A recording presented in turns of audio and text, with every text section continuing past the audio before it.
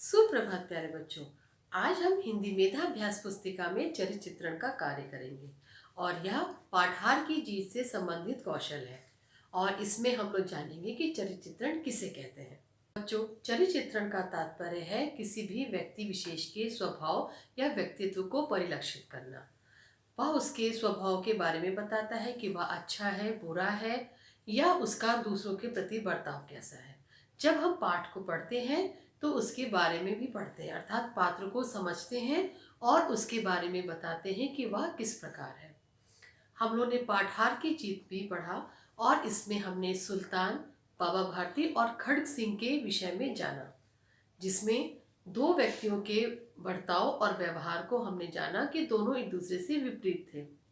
इसी प्रकार सुल्तान, जो कि एक घोड़ा है, और उसके बारे में बताया गया है कि वह सुंदर और बलवान था।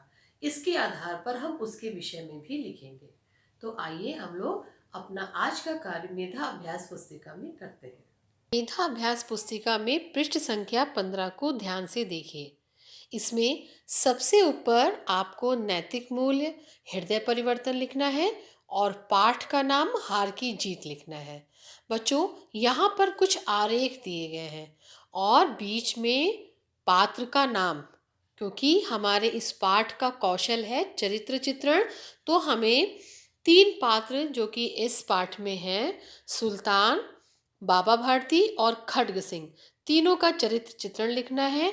मैंने आपको सुल्तान, जो एक घोड़ा है, उसका चरित्र चित्रण लिखकर दे दिया है और बाकी के चरित्र चित्रण के लिए आपको मदद के रूप में कुछ शब्द दे दिए हैं।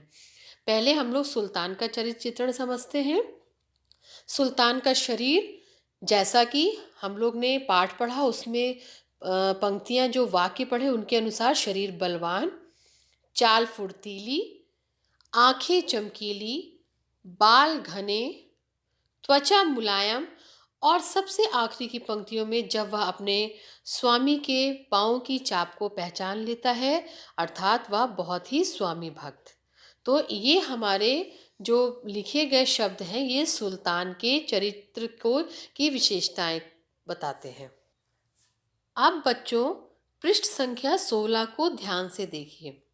इसमें आपको बीच वाले आरेख में लिखना है बाबा भारती, और यहाँ पर जितने आरेख बने हैं उनमें मैंने आपकी मदद के लिए कुछ शब्द दिए हैं जिनके बारे में आपको लिखना है, अर्थात बाबा भारती की अवस्था जो कि आपने पाठ पढ़ा उसमें चित्र के अनुसार वो कैसे दिख रहे हैं, युवा दिख रहे हैं कि वृद्ध दिख रहे हैं, वो आपको लिखनी है। वृद्धावस्था में है कि युवावस्था में है, यहाँ पर उनके बाल कैसे हैं, फिर उनका रहन सहन, अर्थात वे अपना जीवन कैसे बिताते थे, ये लिखना है।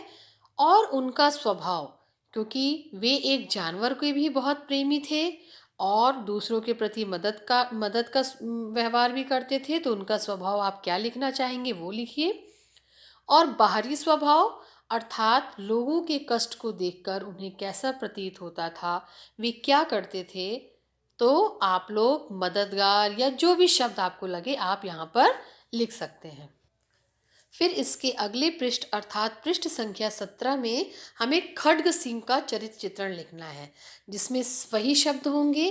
अवस्था, उसमें पाठ में वो कैसा दिख रहा है, उसके बाल कैसे हैं, उसका रहन सहन, क्योंकि वह तो एक लुटेरा था तो उसका रहन सहन कैसा है वो लिखना है। और पहले का स्वभाव, अर्थात बाबा भारती से मिलने के पहले उसका स्वभाव कैसा था, और जब वह बाद में मिलने के बाद, अर्थात जब उसने बाबा भारती के वचनों को सुना उसके बाद उसके स्वभाव में क्या परिवर्तन आया वो लिखना है। बच्चों, रहन सहन में आप ये भी लिख सकते हैं कि वह लोगों को लूटना और उसका क्रूर स्वभाव था, इस टाइप के आप शब्द लिख सकते हैं। कार्य करने के बाद अपनी हिंदी अध्यापिका को इसे समय पर मेल कर दीजिए।